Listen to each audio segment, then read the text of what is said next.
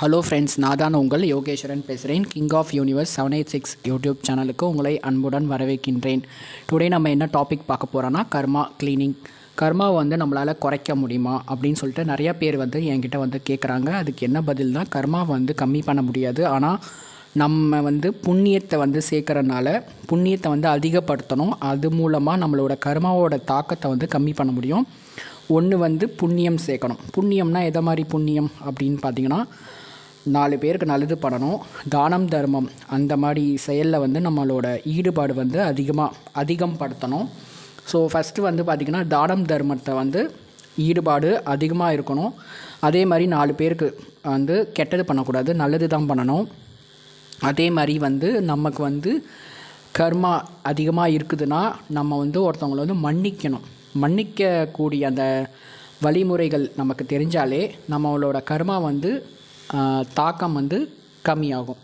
அதே மாதிரி வேறு என்னென்னலாம் பண்ணலாம் அப்படின்னா, நம்மளோட மனசை ரொம்ப தூய்மையாக வச்சுக்கணும். நம்மளோட மனசை ரொம்ப தெளிவாகவும் உண்மையாகவும் வச்சுக்கணும். ரொம்ப அமைதியாகவும் இருக்கணும். நம்ம மனசு ரொம்ப நல்லதாக இருக்கணும். அதுக்கப்புறம் பார்த்திங்கன்னா, நம்ம உடம்புல மொத்தம் 7 சக்கரா இருக்குது. அந்த 7 சக்கராவும் நம்ம ஆக்டிவேட் பண்ணும்போது நம்மளோட உடம்புல இருக்கிற கெட்ட கர்மா வெளியில் போயிட்டு நல்ல ஒரு கர்மா நம்ம உடம்புல இருக்கும். இதுக்கு 7 சக்கரா மெடிடேஷன்ஸ் பண்ணுவாங்க. அந்த 7 சக்கரா மெடிடேஷன்ஸ் பண்ணும்போது நம்ம உடம்புல இருக்கிற அந்த 7 சக்கராஸ் பிளாக்கேஜ் ஏதாச்சும் இருந்தால் அது ஆக்டிவேட் ஆகிடும். ஆக்டிவேட் ஆனதுக்கப்புறம் குட் கர்மா நமக்குள்ளே பேட் கர்மா வெளியில் போயிடும்.